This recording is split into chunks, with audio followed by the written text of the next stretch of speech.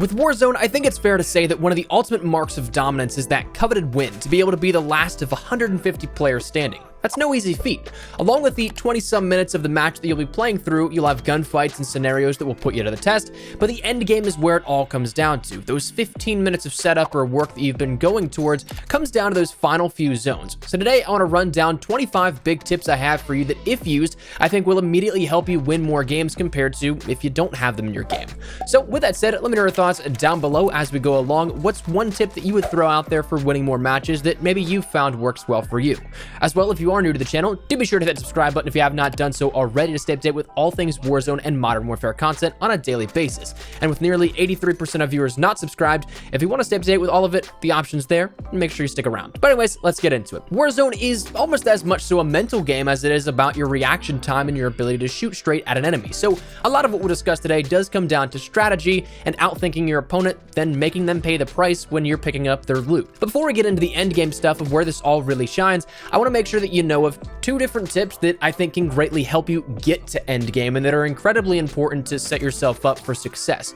Let's talk about how you get there. Firstly, one of the big things is to utilize contracts, recon if you can, and anything else for spare cash. One of the big things that I've started to do every single game that I drop in now is, at least early on, go for bounties so I can see where players will be, and we'll talk about this a little bit more in a second. But then also recons are a great way to understand where late game is going to be, so that positionally, and we'll again come down to why position is so important, positionally you can set yourself up to be in the best possible location to be able to win the game, and you could even know that as early as the end of the first zone. So make sure that you go and utilize these functions so you can set yourself up for cash and also the knowledge of where you'll need to be. Also, ideally, you want to have a loadout drop. This is something that, of course, will set you up to have your own preferred personal loadout that you feel the best and most comfortable with. There has been, at least as of recently, a couple of more weapon spawns in chests and on my ground that are, of course, way better than the bare, say, Scar with 20 rounds in it that we had at the very launch of Warzone, but they still don't compare to a fully custom tailored loadout of a weapon of your choice and potentially even two weapons of your choice. So make sure that you have those. You can either buy one for 10,000 or you can end up getting one of the naturally falling loadout drops around the 15-second mark of when the first zone closes in, or around the 45-second mark of when the fifth zone starts to move in. But however you want to get it out of those three, make sure that you take advantage of and at least pick up one of those. But now late game, where this all comes down to, firstly, of course, this comes down to outwitting, outthinking, and outplaying your opponents. It's going to need a combination of strategy, execution, and of course gun skill, which is where these next tips fall in line for. Firstly, let's talk about some of the strategy here with this, and mainly firstly focused on what you can do with your team. Firstly, move as a squad. Don't split up individually. The more you do that, the more you put yourself at a risk of losing numbers, and then later on in gunfights that are important, you could be down 3v4, 2v4, 1v4 even, and those are really tough scenarios to win. So if you move together, you'll be able to stay alive together. And also, when you do move as a squad, you can then also focus your fire on individual enemies. Chances are, if you have a guy in your sight and your teammate also does, if you both shoot at him at the same time, he's not going to be able to take out both of you. So focusing fire and being able to pick off players that may be stragglers, they may not be directly grouped with their team, that gives you the immediate advantage over that squad. Callouts and utilizing the ping feature are also so incredibly important. If you know exactly where a player is and you can accurately communicate that to another player, I'd bet money that you'd be able to win that engagement. Accurate callouts are incredibly important. Stuff like, hey, over there, that doesn't cut it and oftentimes gets teammates killed. So if you have callouts of specific coordinates or a specific building, say port building second floor, you'll know exactly where to look for. So make sure you're utilizing those callouts as accurately as possible. Also, utilize the TAC map to scout the area. This can be done in a couple of different ways. One big one that is really advantageous for at least a sort of close quarter situation and not a grander scale of looking at the whole map is calling in a UAV, then looking at your TAC map and then pinging where enemies may be in relation to you. The UAV doesn't sweep out the entire map, but it does showcase that radius around you, and so therefore you'll be able to see if there are players pushing up on the edge of where you may be. This is incredibly advantageous, but even if you don't have a UAV, if you're waiting to see where the next rotation of zone may be and you're kind of just stationary for a few, you can open up the TAC map and watch for gunfire, and then when a red dot pings, you can then locate where those players are so that you may know to either avoid that area or maybe go towards it, or it might not even be close to you at all. And also, one other big one is that if you're dead, you can just simply have this open for your teammates and scout out for them. They can still see your pings and you can still see the live fire, so you can keep that open as much as you need and give accurate locations and callouts in real time when you see new pings happen. Next, choose your engagements wisely and be conscious of third and fourth teams that may be in the area. You may think that you have these guys in your sight and they may be the only ones you have to worry about, but that big hill up behind you, maybe there's another team hiding up there. And if that's the case, you don't want to be taken out and be third-partied while you may not be in the best position. Oppositely though, if you have the opportunity, strategically pick those fights. If you know that a team is about to encounter another, don't rush in there guns a-blazing and just kind of have a free-for-all between three teams. Instead, even though I hate when this happens to me, letting a team fight it out and then hitting them right after they may have finished up that gunfight and maybe not stocked up fully or have players downed, it's incredibly advantageous to take advantage of. So make sure you utilize that, and again, choose those engagements wisely.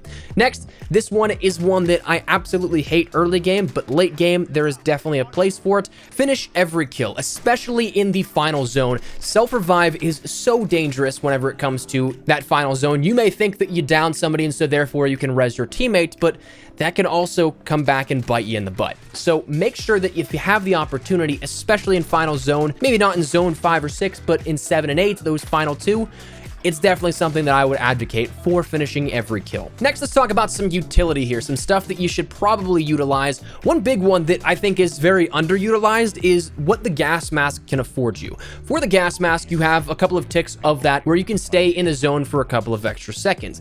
This is obviously great whenever you have to try and outrun the zone and you may not be able to, or if you go down and the zone comes in on you and then you can get out. But it's also useful in outthinking your opponent.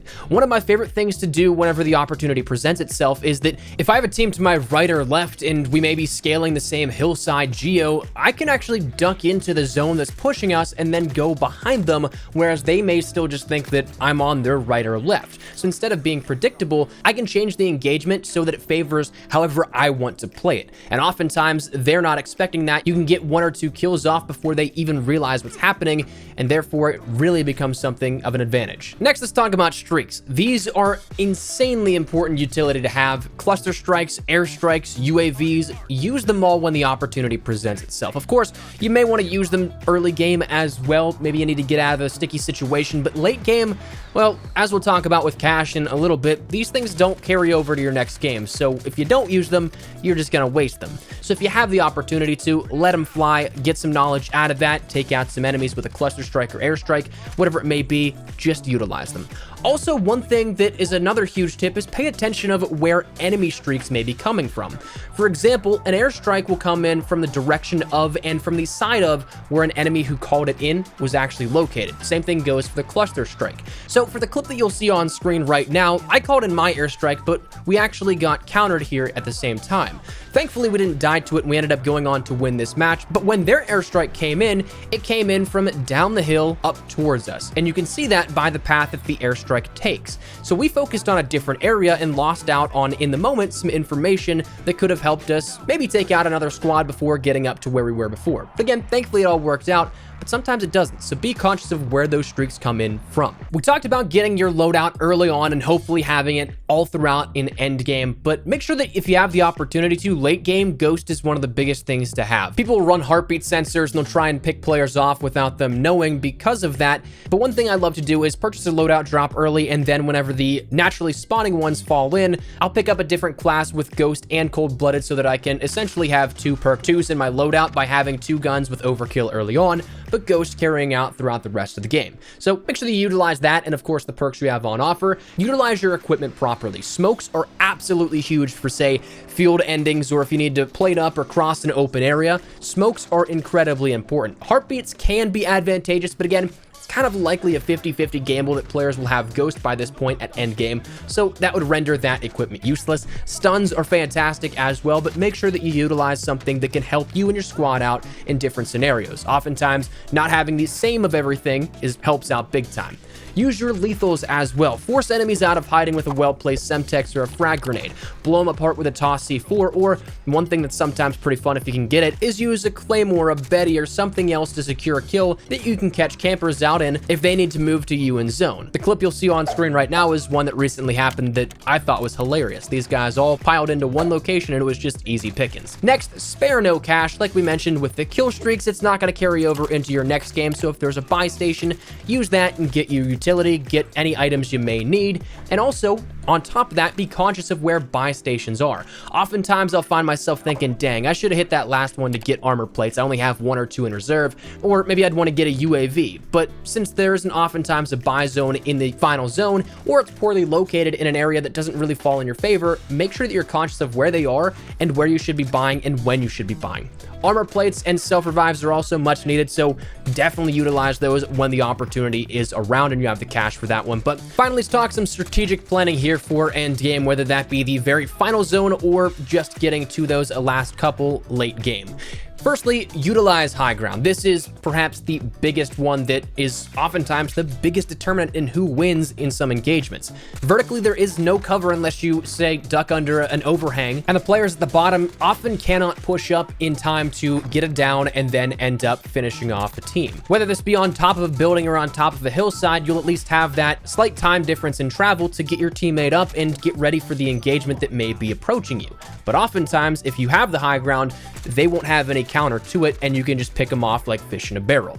In places like Tovorsk and more dense areas, control the buildings when possible for that exact reason, but if you cannot control those buildings, avoid it when at all possible. My perhaps least favorite end zone is in the city in Tovorsk, because you're always going to have people up on top of the roof, so unless you're up there as well, you're going to have to dodge, duck, dip, dive, and dodge your way through different buildings, all while hoping that the people above don't see you whenever you're trying to make those transitions from location to location. So if you can't utilize that, it's best to just simply avoid it. As well, utilize as much cover as possible. That, of course, is pretty self-explanatory when we talk about it, but it is also something you'd be surprised at how many people will run into an open field or may not prioritize the hillside with some extra cover as opposed to maybe going towards that one tree out in the middle of that field. Always utilize as much cover as you possibly can and utilize that geo for optimizing those gunfights. Also, never go towards the center of the circle. Even if it is very small, that is 360-degree radius that you could have somebody looking at you. Always have some sort of form of the zone to your back that cuts down on how much you may be taken out from. Of course, you could be a little bit up from the zone, and you do have that rare occasion where a player is actually on the edge of zone, but oftentimes cutting down that visibility helps you greatly in pinpointing more so where you can take engagements rather than where you'll get engaged from. Additionally, play the edge of zone on top of that. Not camping it, don't do that, but rather patrol it and clear it out. End up rotating around the wall of the zone so that you can pick off stragglers. You can pick off people that don't really want to move, and then you'll be able to get some kills for free, and also, again, cut down those locations where you may be shot from. Talking rotations, always think of the next rotation and the routes to the next zone. Predicting where the zone may close in on, or even potentially knowing if you've done that recon contract, you can set yourself up for, of course, that better positioning. And the final thing here is to think ahead, not only in the moment. This one really stuck in my mind, especially in the last 24 to 36 hours, because I was playing a couple of games and I saw it not once, but a couple of times actually, though the clip on screen right now, you'll see where an enemy that ended up making it to late game totally shot themselves in the foot. They had the chance to down a player, which they did, and then move up and positionally take the high ground, but instead of doing that, they did damage to the enemy, didn't push up, and instead locked themselves on low ground. They had no way up. There was only one other way through zone, which they wouldn't have gotten to at that point, and then just choked what would have been a decent win if they pushed as a group and as a unit and at the right time. They didn't think ahead, they only thought in that moment, and therefore may have cost them that game.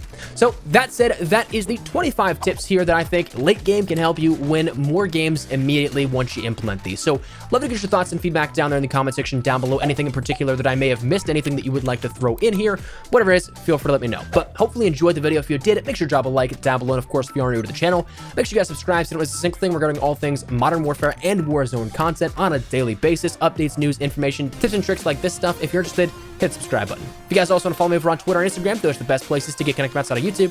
Practically live on both those. If you guys want to strike up a conversation, ask me a question, whatever it may be, that link is down there in the description below. That said, thanks so much for watching. My name is Espresso. I'll see you guys later. Take care and peace.